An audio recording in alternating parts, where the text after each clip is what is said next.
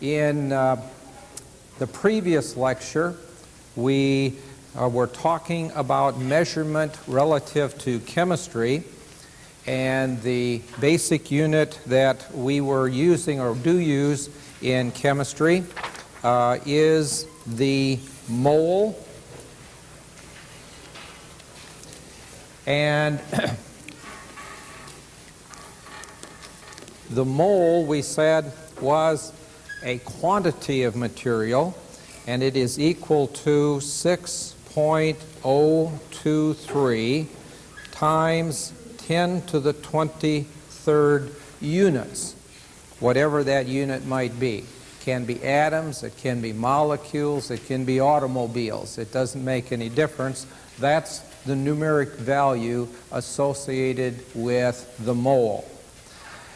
Also, as I indicated in the previous lecture, the mole is abbreviated MOL. So wherever you see that, it's not misspelled.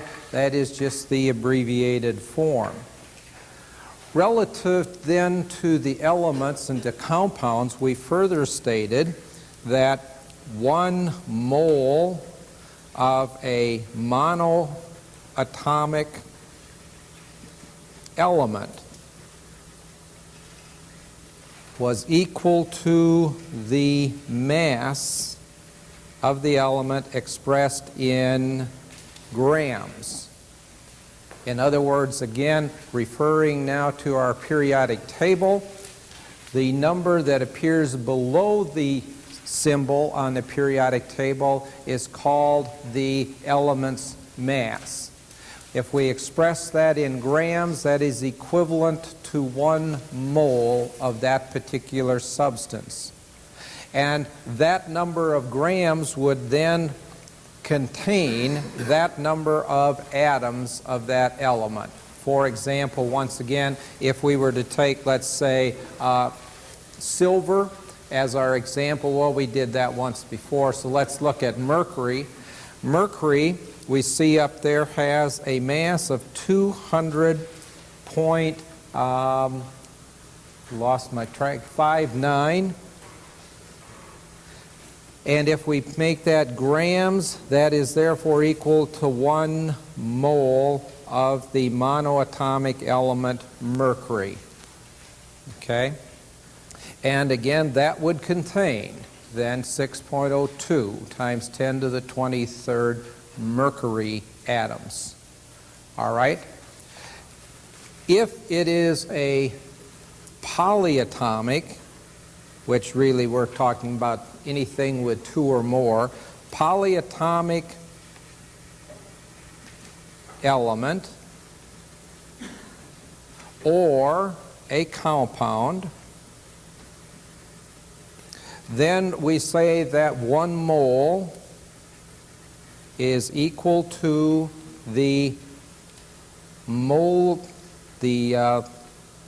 formula mass in grams once again. Now the formula mass, of course, is then the weights contributed by each of the elements present in their correct amount. Okay? And so we looked at those elements that exist as di and polyatomic elements and talked about how much a mole of those would be, and also in terms of a molecule. If, for instance, we were to look at water, H2O as a compound, we have 2 hydrogens, and each hydrogen weighs 1.01, so that's 2.02 grams contributed by the hydrogen. We have 1 oxygen, and its mass is 16, and so therefore we have 18.02 as the formula mass. If we say grams, 18.02 grams, that is 1 mole of water then equals 18.02 grams. And that amount of water would contain 6.02 times 10 to the 23rd water molecules. Okay? Water molecules is our unit this time, because we're talking about a compound. All right? Now, with those concepts in mind, a mole is equal to this. As a matter of fact, we identified that in the previous lecture as Avogadro's number. Avogadro's number 6.023 times 10 to the 23rd. With these relationships then, a mole is equal to this number, a mole is equal to the atomic mass, a mole is equal to the formula mass, then we can use those relationships to do a whole variety of different types of calculations. And so today we will continue on then and look at some other example problems dealing with this concept of the mole. And the first one then I'd like to look at will be problem number 3 at the end of the chapter.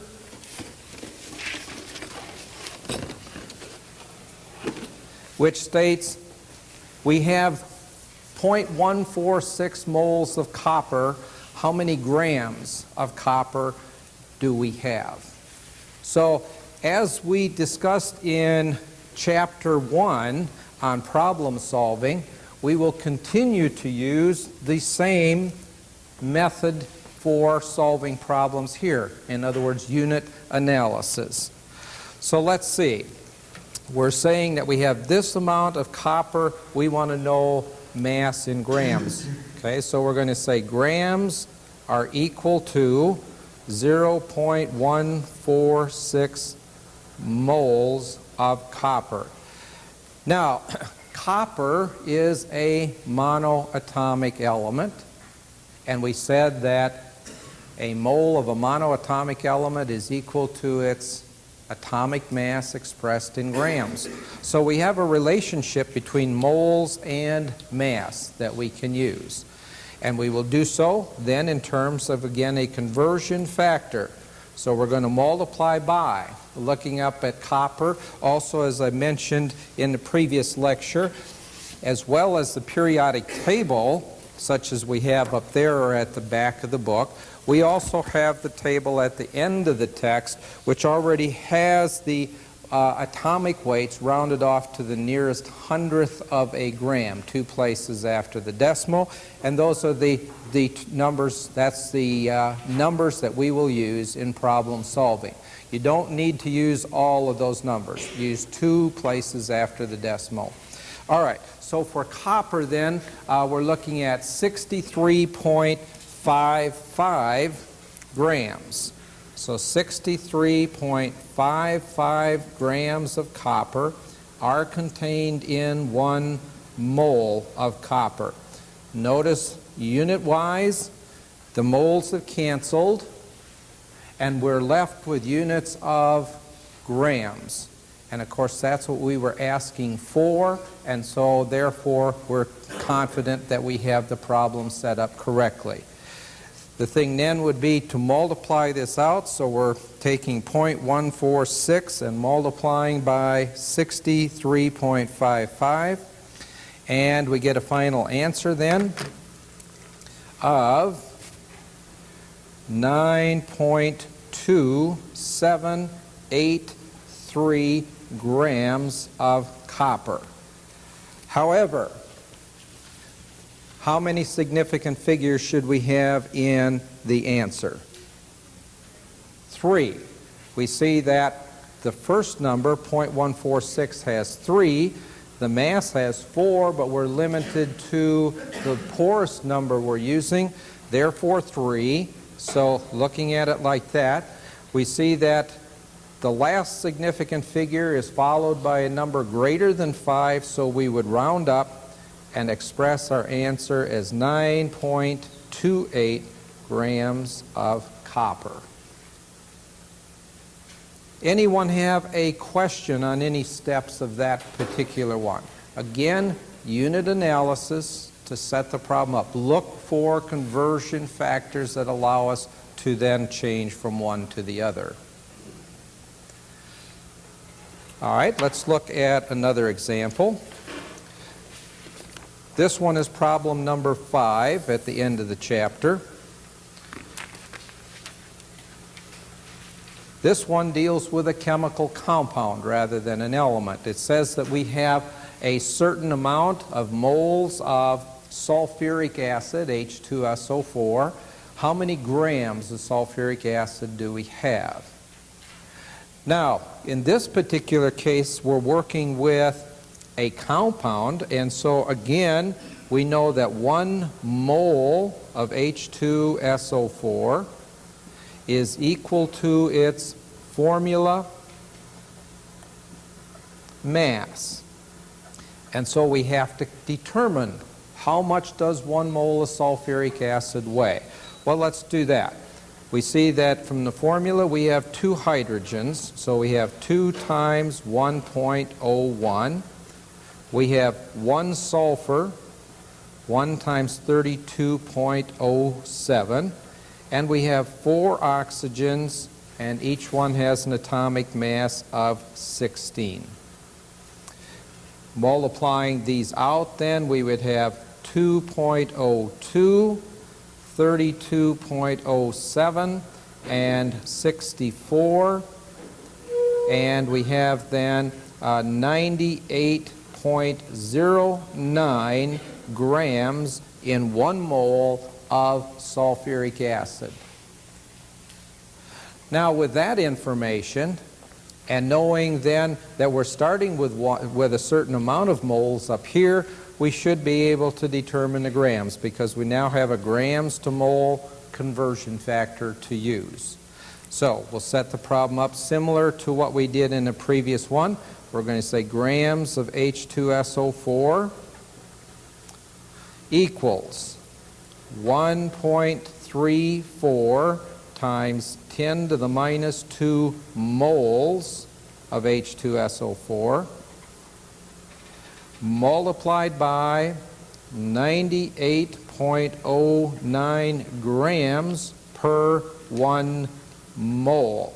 Now, I didn't leave myself enough room there really to write the units, but I really do recommend, especially if chemistry, this is new to you, or problem solving using this technique. Had I left myself enough room, I would have written grams of H2SO4 and mole of H2SO4. So it's a good idea to go ahead and put those units in. Even though we can see in this case that they're going to cancel out, put them in and cancel them out, and this will keep you out of trouble in many cases in problem solving. Now, let's take just a second here and go through the calculator part of this problem. And the reason I say that is because we're going to use an exponential number in our calculation.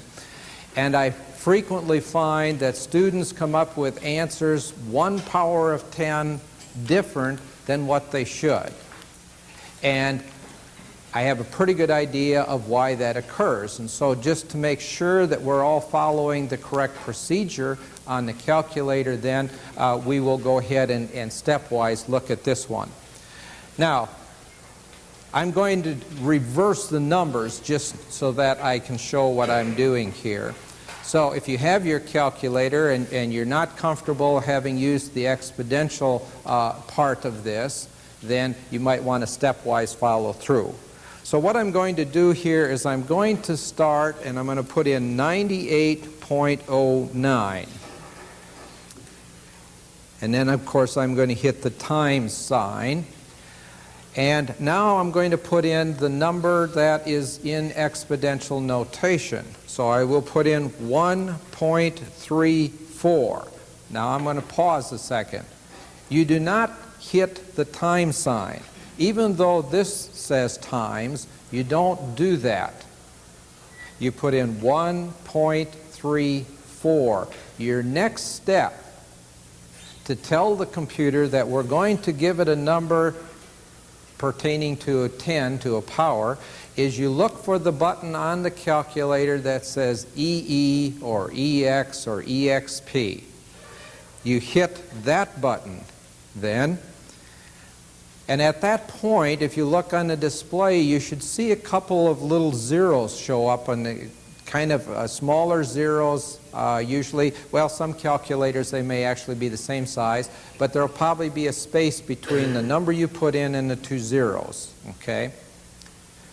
Remember, the key thing is you do not put in times and you do not put in the 10.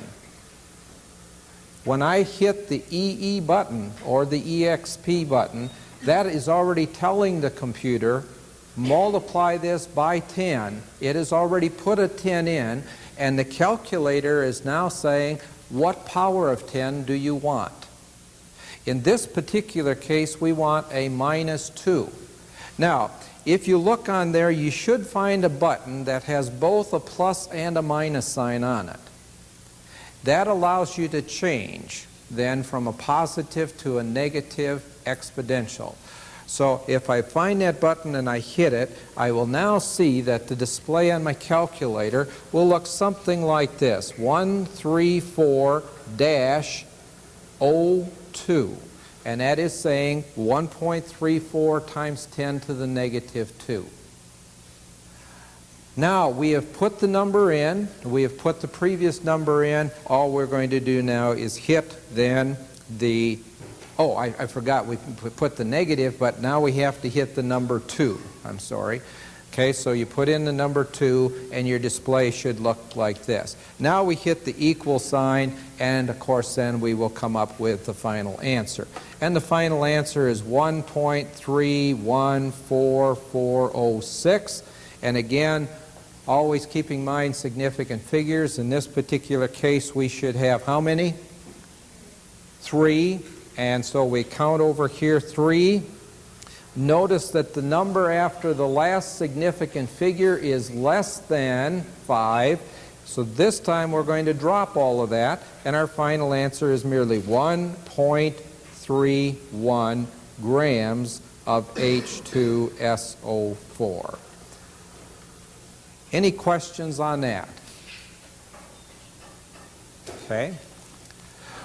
Well, let's look at another example then. This one will be a little different twist to it, and I'm going to look at problem number 9 in the text this time. 9b. It says, how many silver atoms are contained in 13.8 grams of silver? How many silver atoms are there? Okay. Now, we know that 1 mole of silver, or 108.87 grams of silver, would contain Avogadro's number, 6.023 times 10 to the 23rd. Well, we can see here, of course, quite obviously that 13.8 is less than the 108 that it takes for an entire mole, and so we already know that our answer should come out something less than Avogadro's number. If we make a calculation and we get an answer that's bigger than Avogadro's number, we know that we have done something incorrectly. Now, let's call to mind once again what relationships that we now know. We know that 1 mole of silver is equal to its molar mass, and that from the periodic table is 107.87 grams. We also know that 1 mole of silver is equal to 6.02 times 10 to the 23rd silver atoms. We have 2 conversion factors this time that we are going to be dealing with. We must change from grams to moles and from moles to atoms. So we have 2 steps involved. So, doing that then, and I've written it down in this fashion, we then see that the number of silver atoms is equal to our measured quantity. That's our starting point in the problem, our measured quantity, 13.8 grams. And the first thing I did then was to multiply by my ratio of moles of silver to mass of silver. Notice that my grams of silver have now canceled. And if I stopped right at that point, I would have the number of moles of silver. But that's not what it's asking for. And so I put in my second conversion factor now, 6.023 times 10 to the 23rd silver atoms per 1 mole of silver. And now that unit cancels, and we're left with atoms. Once again, I crowded myself a little bit, but let's go ahead and finish this out then. Silver atoms are equal to 13.8. Now notice that these units are all gone, so I'll just put the number here, 107.87 times 6.023 times 10 to the 23rd Ag atoms. That's all we have left for units. Everything else has canceled out. Now we're ready to go ahead then and plug this into the calculator and determine the numeric value. Now the order one does something on the calculator does not make any difference. I could divide the first two and then multiply. I could multiply the top two and divide by the bottom. The order doesn't make any difference. But the logic on the calculator may make some difference. This is what I recommend, regardless of which order you do it. Every time that I do a multiplying or dividing step, I follow it by hitting the equal and then go to the next step. And if I have 10 steps to do, I just keep going. Plug in the number, hit times, equal. Plug in the new number, divide it, equal, whatever case it is. If you do that, there is no way that you can mathematically do it incorrectly as far as the calculator. We have it set up right. If we do that and hit the equal, there's no way we can get an incorrect answer, assuming our fingers hit the right buttons, okay? So in this particular one now, I'll do it this way. I'm going to take the 13.8 and I'm going to multiply by Avogadro's number. And once again, I'll stepwise through this for the exponential part. So I've already said times 6.023. And then, to tell the computer times 10, all we do is hit the exponential. We see the two zeros show up, and now we plug in the power of 10, which in this case is 23. So I should see on my calculator 6.023, 23. That's what we should see on there. And now I'm going to hit the equal sign, okay? I don't need to record this, but the calculator has displayed at this point what the answer is for that step.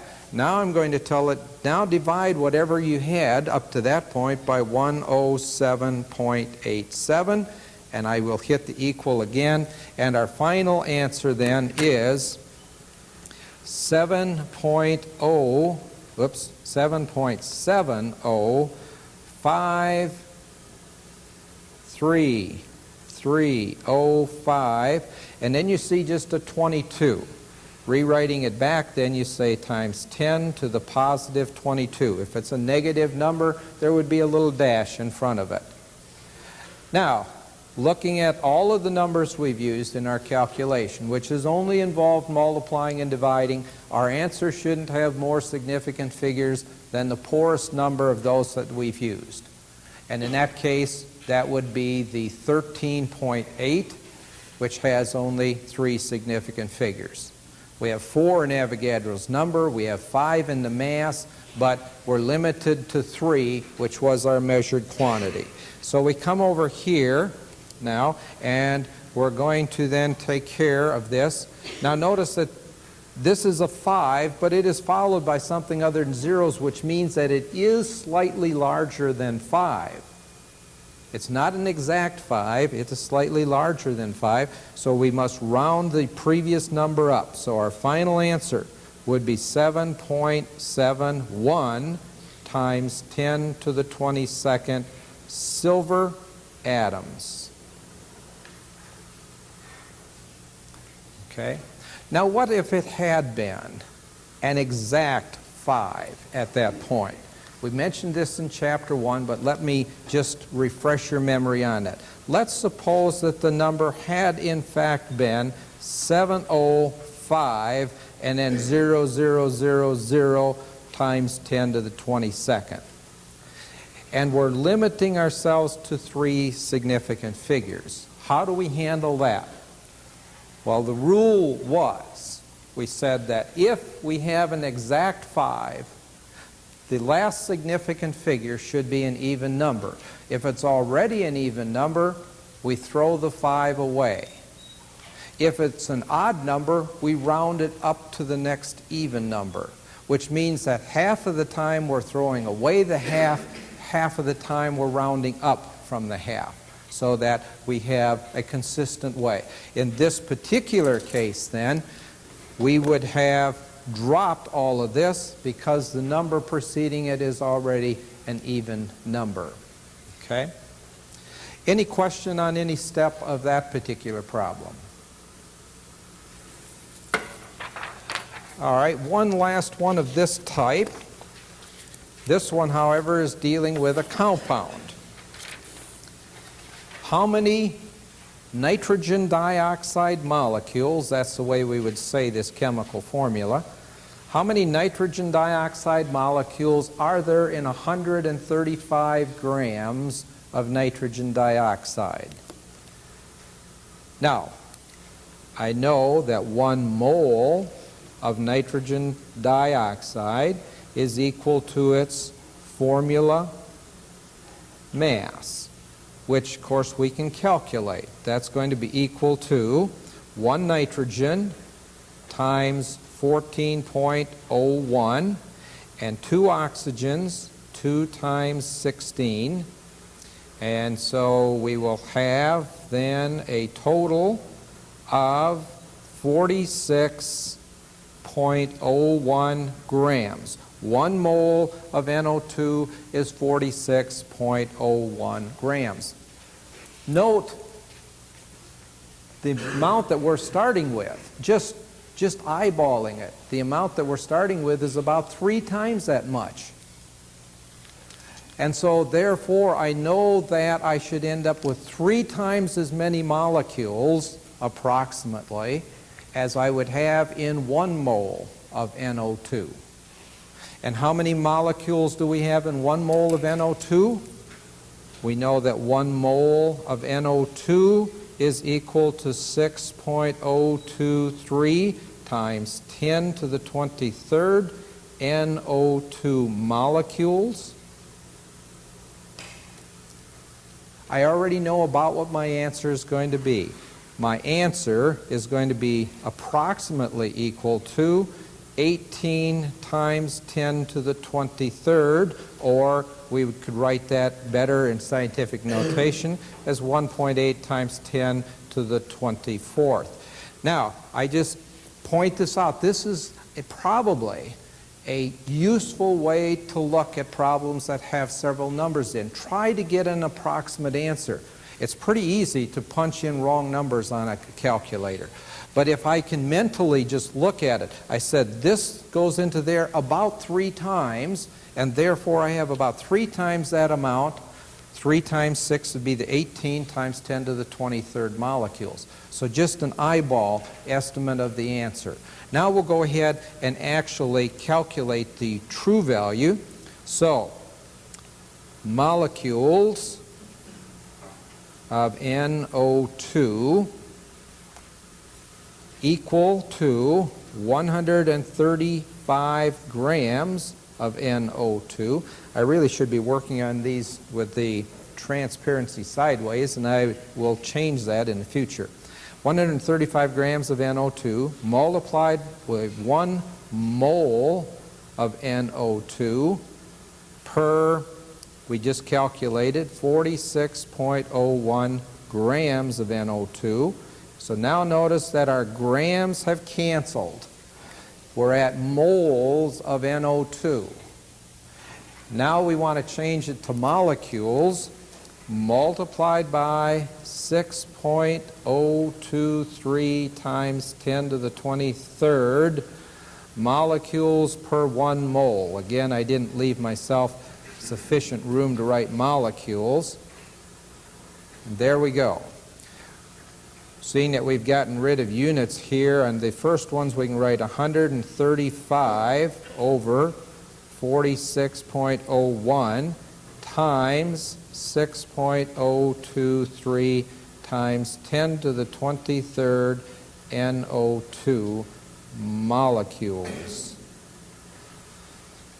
And now we're ready to go ahead with our calculation.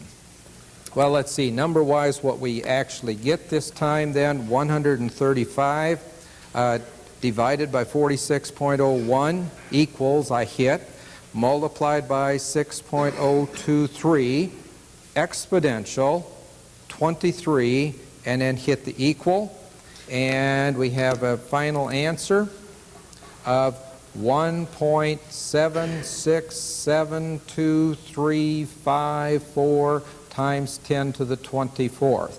Again, we're limited to 3 significant figures based on this number, and so our final answer would be then 1.77 times 10 to the 24th NO2 molecules.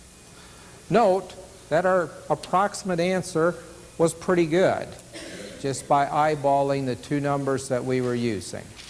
And as I say, this is a good practice because it really does help you decide whether or not you probably have entered things correctly. All right, any questions on any part of that one?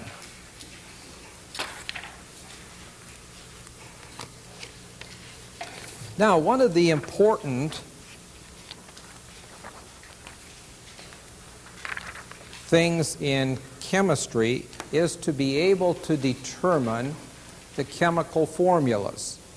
As I mentioned in the previous lecture, how do we know that the formula of sulfuric acid is H2SO4? And the way that this has been accomplished is to take a compound and tear it apart and find out then what the composition is. First of all, what we call qualitative analysis, which tells us what elements are in the compound, and then quantitative-wise, how much of each is present. And the unit that we typically use is the percent composition. And so we'll take a look at how we go about just calculating some percent compositions from a chemical formula, and then we're going to show how we use percent compositions to actually determine a chemical formula. So the first exercise I'm going to look at here is exercise 2.14, which is in the chapter itself. And the question there was, what is the percent carbon in the compound C2H4O2? Now, if we're talking about percent, then by definition percent is equal to X. In this case, we're going to be working in mass percent, so we'll say the grams of X over grams total times 10 to the second times 100 to put it into percent. That's the way we calculate the percent of anything. In this case, however, we're dealing with percents based on mass.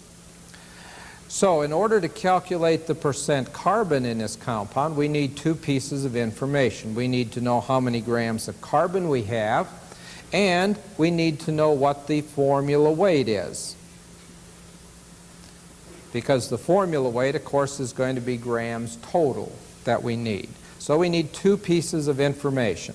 Well, let's go ahead here and determine the formula weight first. All right, if we do that, then we see that we have two carbons, 12.01 for each carbon, 24.02, and we have 4 hydrogens, each hydrogen 1.01, and we have then 4.04, and we had 2 oxygens in the formula, times 16 is 32.00.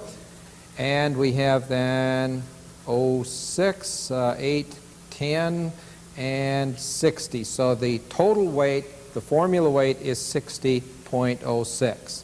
So to answer our question, which was determine the percent carbon, we're going to take the number of grams of carbon that were in the compound. We just calculated that right here. So we have 24.02 grams, all divided by the grams total, 60.06 grams. Our units of grams will have canceled. Percent is a unitless number, times 10 to the second. And so now if we plug this into our calculator, then we will take 24.02 divided by 60.06, and we have a percentage then of carbon in the compound equal to 39.993334%. This time, how many significant figures are we allowed? 4, aren't we? We knew the grams of carbon to 4. We knew the grams total to 4. So we're justified with 4. And so we would write our answers 39.99%. All right?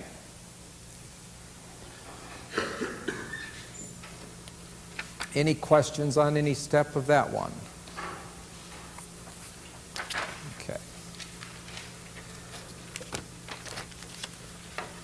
Problem number 12 at the end of the chapter asks us to calculate the percent of each element in the compound called ammonium phosphate.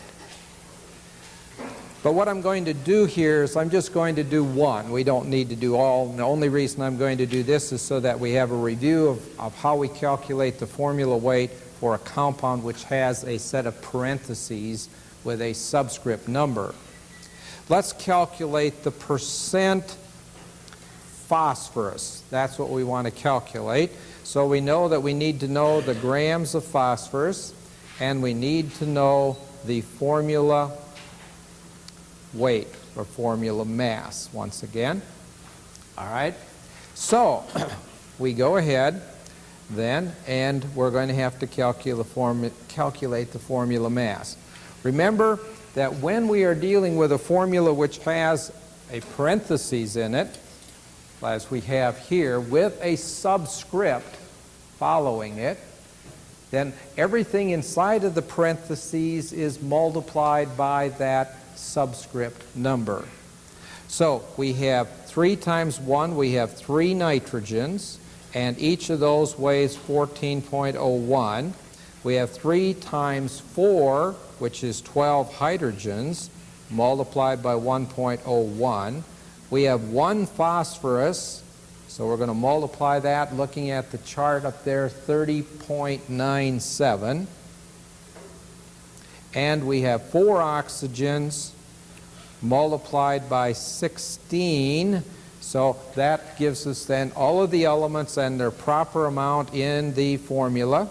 And so the first one would be 42.03, 12.12, 30.97, and that's not 40, that's 4 oxygens, 64.00. Adding up then we have 12, 11, 3, 5, 9, 5, 8, 14, 149.12. This would be the formula mass. That would be, of course, how much 1 mole of the compound would weigh. So, finally, the percent phosphorus would be equal to the grams contributed by the phosphorus, 30.97 grams, divided by 149.12 grams, grams cancel, multiplied by 10 to the second to give us an answer in percent. So 30.97 divided by 149.12, and we know that in this case our answer should have 4 significant figures, and so our answer would be 20.77% to 4 significant figures. Any question on any part of that one? Now, as I said, The real importance of using percent is to be able to calculate the chemical formula. In other words, we have an unknown compound, we don't know its formula, and we have this information given to us in terms of either percent by element or even just mass by element. We want to be able to determine the formula. Now, the formula that we can determine is called the empirical. The empirical formula, which is the simplest whole number ratio of the atoms involved in the compound. It may or may not be how the actual chemical compound exists. It's only the smallest whole number ratio. In the next lecture, we won't get to that in this lecture, but in the next lecture we'll look at if we have one additional piece of information called the molar mass, we not only can determine the empirical formula, but we can also determine the molecular formula. But today then, we'll merely be looking at calculating the simplest or empirical formulas. Problem number 13 in the back of the book says that we have a compound and it contains the three elements carbon, hydrogen, and chlorine. And it was experimentally determined that this was the amount of carbon, this was the amount of hydrogen, this was the amount of chlorine that was in a sample of the compound that we took. As a matter of fact, I think if we look at it, that would add up to 1 gram. In other words, 1 gram of the compound gave us this number of grams of each of the elements. And actually, that would also correspond to their percentages if we wanted to put them back into percent. But we don't need to. We can leave them as mass. Now, in doing an empirical formula, the first step is to change from a mass ratio of the elements to a mole ratio of the elements. And so what we're going to do is we're going to convert from grams of carbon to moles of carbon, grams of hydrogen to moles of hydrogen, and grams of chlorine to moles of chlorine. And so let's set that up quickly then. Moles of carbon would be equal to 0.243 grams of carbon multiplied by 1 mole of carbon per 12.01 grams of carbon. Where did I get that number? I got the 12.01. That's the atomic mass of the carbon. That takes care of that one. Mole of hydrogen is equal to 0.0404 grams of hydrogen multiplied by 1 mole of hydrogen. Atoms, we're dealing with atoms in the empirical formula, over 1.01 grams of hydrogen. And so again, that gets rid of that, and we're at moles. And moles of chlorine would be equal to 0.717 grams of chlorine multiplied by 1 mole of Cl per 35.45 grams of Cl. Again, its atomic weight. Now we have the number of moles of each of the elements present. Well, let's calculate that, just see what we get for number here. And so we have 0.243 divided by 12.01. And my first number here is 0.0202. The next number, 0.0404 divided by 1.01, we have a number of 0.0400. And we have 0.717 divided by 35.45, and we have 0.0202. Now, we know that 1 mole of anything contains the same number of atoms. So actually, if we were to take those moles and multiply by Avogadro's number, it would tell us the number of atoms of each of those present. But in our formula, of course, we're usually talking about 1. Now, we could write the formula as C, 0.0202, H 0.0400, and Cl 0.0202. Well, we know that in chemical formulas that we don't have fractional atoms. We have whole atoms in chemical formulas. And so at this point, our manipulation is merely how can we convert this set of numbers, this ratio, which is correct, how can we convert that now to whole numbers and make them as small as possible? The empirical formula is the smallest whole number ratio. Well, the way we can do this is to divide each by the smallest number. So if we now take carbon, take the number that we had for it, 0.202, and the smallest number of the moles that we had for everything was, whoops, we need another 0 in here, 0.0202, and then hydrogen was 0.0400 divided by 0.0202, and chlorine 0.0202 divided by 0.0202. Well, quite obviously the carbon and the chlorine are now ones. When we divide them by the smallest number, which in fact is their same number, they're going to give us 1. The other number that we get then would be 0.04 divided by 0.0202, and that gives us a number here equal to 1.98. Now, at this point, when we have divided the first time by the smallest whole number of moles from our first calculation, we can now do a little bit of rounding off. And we can round off up to a maximum of about 1/10.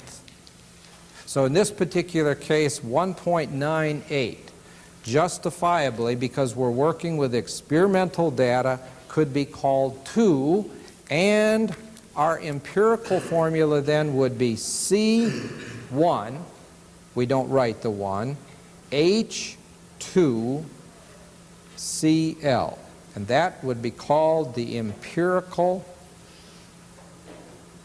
formula for this chemical compound. All right? Now, we may not always get whole numbers on this step. When we divide through, we may not get whole numbers. We might get something like 1.5 or 1.33. We can't round off that amount.